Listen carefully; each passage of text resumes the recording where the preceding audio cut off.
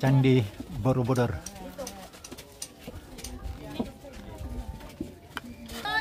Untuk mengambil gambar di sini.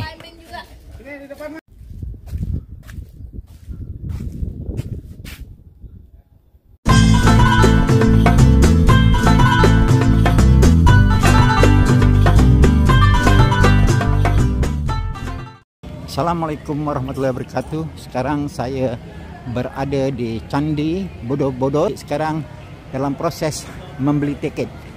Jadi ini kita masuk untuk membeli tiket. Dinyatakan tadi. Jadi ini ialah kaunter tiket. Jadi para pengunjung yang nak masuk kena beli tiket di sini. Ini ada cashier 1, cashier 2, cashier 3, cashier 4. Dan setiap itu akan diberi nombor. Ini kami telah masuk melepasi kaunter dan setiap pengunjung perlu memakai sendal yang disediakan di sini. Jadi sendal ini adalah termasuk dalam kos untuk masuk ke Candi Borobudur. Jadi prosedur yang pertama, kami sebagai daripada negara lain kena membeli tiket, dan harga tiket yang kami kena bayar ialah RM455,000, sementara bagi warga tempatan RM125,000. Dan di sini kami akan dibawa oleh tour guide. Sebelum itu kami dikehendaki menukar sendal khas disediakan di sini. Ini satu lagi maklumat kepada kalian, untuk masuk ke sini kita akan dibawa oleh tour guide, dan sebenarnya untuk masuk ke sini tidak boleh sembarangan. Jadi selepas kami membayar tiket, kami dikehendaki mengikut section. Ini section 1 pukul 9. Section pukul 9 ni 8.30 tu depart, dan time temple 9 hingga pukul 10, dan jumlahnya ialah 150 orang satu section. Dan section 2 itu pukul 10, section 3 pukul 11, section 4 pukul 12, section 5 pukul 1, section 6 pukul 2, section 7 pukul 3, dan section 8 pukul 4. Ini dewan menunggu sementara kami dipanggil untuk mengikut session tadi. Jadi sebenarnya masing-masing memakai sendal. Ini sendalnya seperti itu, diberi oleh pihak pengurusan Candi Borobudur dan boleh dibawa pulang terus. Jadi session kami ini ialah pukul 11.30 pagi. Jadi kami tengah menunggu untuk dipanggil. Ini kami sedang menunggu nombor kami untuk dipanggil kerana guide kami sedang sibuk, dan masa tinggal 3 minit lagi untuk dipanggil. Ini nombor kami baru saja dipanggil. Jadi untuk menentukan sumber suara. Nomor 27, kembalikan kartunya. Ini nombor 27. Jadi kami sedang mencari tour guide-nya. Ini kami diberi nombor 27. Ini kumpulan 27. Jadi setiap orang terpaksa mengikut kumpulan masing-masing, dan tidak boleh berpecah di antara satu sama lain. Tangga pertama 150 tangga sampai ke atas, terus di paling atas itu namanya nirwana. Jadi satu langkah salah nggak ke nirwana sana, tapi ke nirwana yang sebenarnya ya. Jadi hati-hati jalan. Terus kalau mau foto, ke Bapak asal barcode-nya nggak disimpan aja. Oke, jadi kumpulan 27 akan naik dari timur dan pulang ke barat.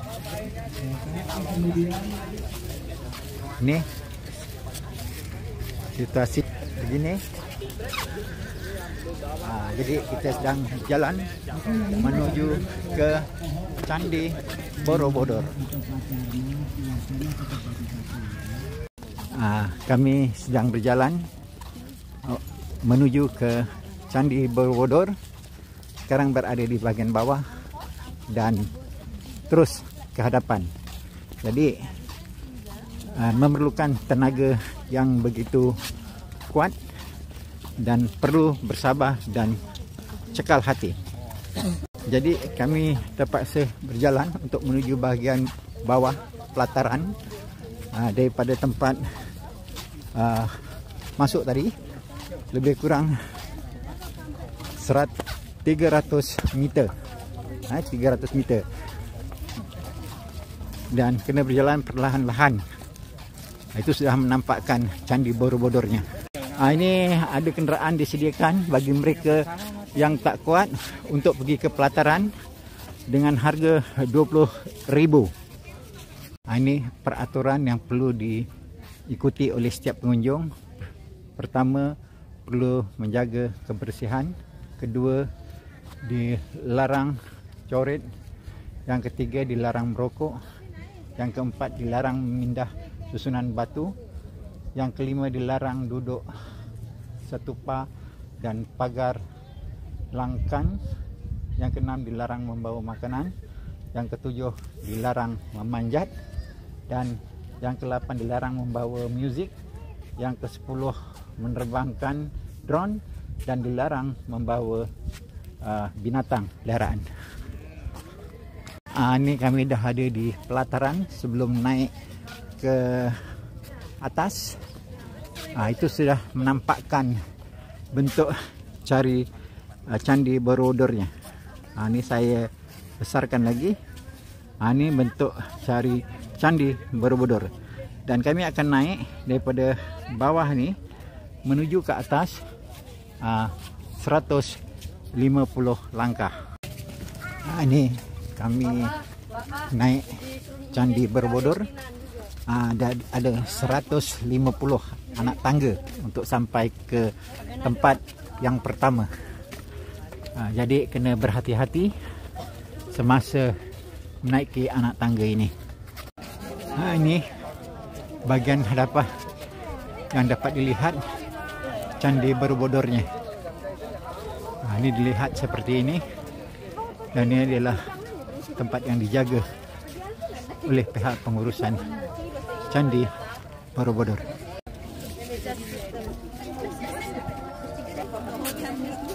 Ini sudah masuk dan terpaksa di-scan menggunakan barcode. Ditutupin sama batu. Ada 10 lantai nih, 1 sampai 10. Ada 3 level. Bawah, tengah, sama atas. Yang paling bawah namanya Kama Datu. Kalau pernah tahu Kama Sutra, ini temennya Kama Datu. Kama itu artinya hawa nafsu, Datu artinya dunia, dunia hawa nafsu. Kenapa disebut begitu? Karena yang paling bawah ini ada 160 relief yang menceritakan tentang hawa nafsu.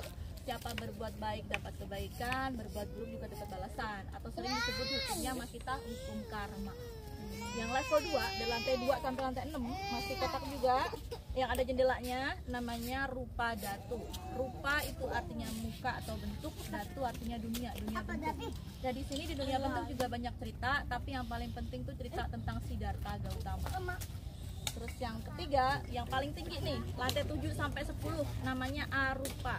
Kalau tadi Kama dunia hawa nafsu, Rupa dunia bentuk, Arupa dunia tanpa bentuk atau sering disebut Nirwana. Dan Nirwana ini ada stupanya bentuknya kayak bel. Ada 73, 72 kecil, 1 stupa induk, terus di dalam stupanya ada 1 patung Buddha. Tapi total patung di sini semua ada 504 patung dan nanti kita ketemu ada 6 posisi tangan yang berbeda. Jadi semua patungnya itu duduk bersila. Tangan kiri di sini nih, depan pusar. Tangan kanan yang berubah. Asal lihat tangan begini, berarti Anda ada di sebelah timur candi. Jadi candinya kan bentuknya ini namanya mandala, kotak, terus di tengahnya ada lingkaran. Tapi base-nya kotak, jadi ada 4 arah. Timur sana. Jadi semua patung yang ada di jendela yang ngadepnya ke timur, tangannya begini semua. Memanggil Dewa Bumi sebagai saksi. Soalnya kalau kita belok ke kiri alias selatan, tangannya beda lagi begini, memberi. Kalau kita di barat candi, tangannya begini, lagi semedi atau bermeditasi. Kalau kita di sebelah utara, tangannya begini, lagi memberikan perlindungan. Nah, ada 4 arah ternyata. Tapi saya bilang 6, masih 2 dong. Yang nomor 5 itu ada di sini, di lantai 6. Jadi jendela tertinggi itu alias lantai 6. Mau kemanapun lihatnya asal di sono, tangannya semua sama begini. Ini lagi memberikan pengajaran. Terus terakhir yang di dalam stupanya, jadi di dalam pas stupanya ada patungnya. Nanti kelihatan ada 2 yang kebuka, tangannya begini nih, jari tengah ketemu jempol, jari manis ketemu jari manis. Ini lagi memutar roda dharma. Jadi kalau semua digabung mirip orang nari. 1, 2, 3, 4, 5, 6. Jadi ini timur, ini selatan, ini barat, utara, lantai 6, ini di dalam stupa. Kita naiknya dari timur, kita turunnya dari barat. Kalau nanti misalnya tersesatnya di lantai 6 alias yang paling tinggi ya, itunya, kotaknya, cari aja yang tangannya begini, cari yang ada tangganya, berarti itu exit. Jadi kalau sampai tersesat, cari aja yang tangannya begini, terus tangga, terus itu exit. Apakah ada pertanyaan sampai sini? Nggak ada? Kalau nggak ada, 1 menit lagi. Jadi ini candi dibangun oleh raja namanya Samaratungga, dinastinya Sailendra. Kerajaannya ada yang bilang namanya Medang, ada yang bilang namanya Mataram kuno. Abad 8, jadi sekitar 780 sampai 830, sekitar 50 tahun. Setelah ini candi dibangun, dipakai belajar sama sembahyang, ditinggalin. Dipakai sebentar, ditinggalin karena ada gempa bumi sama erupsi Gunung Merapi. Jadi Merapi itu dari sana, abunya sampai sini. Terus setelah itu, setelah bertahun-tahun, berabad-abad, ada orang Inggris namanya Raffles. Dia kesini, dia bersihin candi. Terus Indonesia setelah itu dijajah sama Belanda. Belanda yang memugar pertama kali dari atas dulu. Lantai 7 sampai 10. Dulu tuh jelek banget sampai jadi seperti ini. Sampai nanti lah kelihatan di atas tuh zaman Belanda 1907 sampai 1911. Sisanya yang kotak lantai 1 sampai 6 zaman Pak Harto dicopot semua karena Pak Harto itu dapat bantuan dari UNESCO. Sama pemerintah Indonesia juga merestorasi atau memugar kembali, dicopot semua. Dalamnya sini dikasih pipa supaya hujan tuh lewatnya saluran irigasi sampai sini pula nih. Nah terus setiap lantainya ditaruh lah itu lempengan besi supaya air hujan itu nggak diserap sama batu, karena batunya namanya batu andesit, dia batu berpori, makanya dia gampang dipahat. Kalau dibandingkan sama batu bazalt lebih susah lagi. Jadi kalau tanpa itu adanya timah, tanpa adanya besi, airnya diserap sama batu, lama-lama jadi berat, ambles. Nanti kalau mau lihat buktinya, setelah selesai mas saya, setelah scan out gelangnya tuh, boleh muter-muter, nanti ada nggak straight lagi, nggak lurus lagi, ada yang agak miring begini. Itu karena air yang diserap batu sama mungkin gaya gravitasi dia di pojokan kanan. Sekarang ini kita naik ke level 6 dan bolehlah untuk tiap-tiap orang untuk mengambil gambar di sini. Ini kita lihat kawasan Candi Borobudur di level 6. Dia di level 1, 2, 3, 4, 5, 6. Ini kedudukannya level 6. Seperti ini. Ini level 6 arah barat. Ini saya berada di level 6 di Candi Borobudur dan kita tengok kawasannya begini rupa. Agak panas ketika ini dan nanti kita boleh tengok tempat ini. Ini saya bawa kalian untuk melihat bahagian atas Candi Borobudur. Keadaannya seperti ini. Kita perhatikan tiap-tiap satu.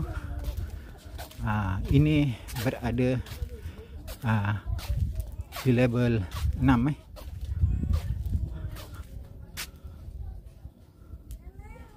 Ini kita ambil gambar. Bebas, gaya bebas. Jadi kita dapat lihat. Ini kita berada di tingkat paling atas Candi Borobudur. Jadi hanya setakat di label ini saja yang dibenarkan oleh pengunjung-pengunjung yang datang ke Candi Borobudur. Ini pemandangan yang dapat dilihat dari arah barat. Di luar sana pemandangannya begitu indah sekali, dan kita perhatikan inilah rupa bentuk Candi Borobudur. Ini bentuknya di bagian atas. Nampak begini unik sekali kerana ini adalah merupakan candi yang dijaga tentang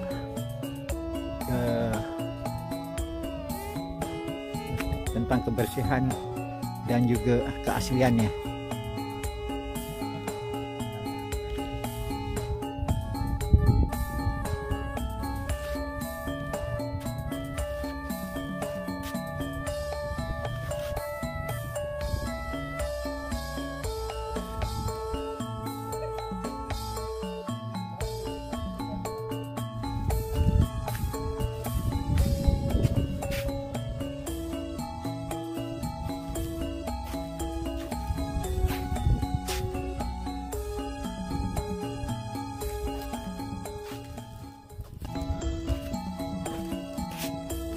Ini di belakang kami ini adalah puncak Candi Borobudur. Begini situasi di bahagian tingkat 6 Candi Borobudur. Ini jalan turun ke bawah melalui arah barat dan untuk turun terus ke parking. Ini tangganya begitu curam sekali. Ini kami turun, tadi naik dari arah timur dan turun dari arah barat.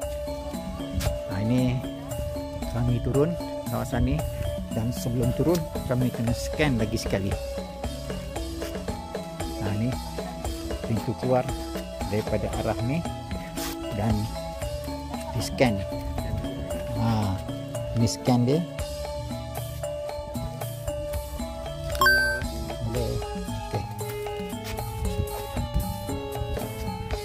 Ini jalan turun, jadi kami terpaksa berhati-hati untuk menuju ke parking di sebelah barat. Ini keadaannya seperti ini. Jadi setiap pengunjung akan melalui kawasan ini. Dia ada utara, selatan, timur, barat. Tapi pada pagi ini pintu masuk arah timur dan balik arah barat. Ini kami dah sampai ke kawasan data dan menuju ke parking balik Candi Borobudur. Kami dah pun sampai di pintu keluar. Ini pintu keluar, ditulis exit, dan ini kalau nak naik andong untuk ke parkir dikenakan bayaran Rp100.000. Tak apalah, kami berjalan saja. Ini ada macam kereta bagi untuk mereka yang nak balik ke parkir. Jadi boleh menggunakan perkhidmatan ini. Ini juga sama. Yang ini warna kuning. Ini batu-batu Candi Borobudur yang telah rosak dikumpulkan di bagian bawah ini untuk menjaga kelestarian batu tersebut. Di bagian pintu keluar ni ada jualan pakaian-pakaian dan cenderamata. Jadi bagi mereka yang nak berbelanja dahulu melalui pintu keluar ini boleh dipersilakan.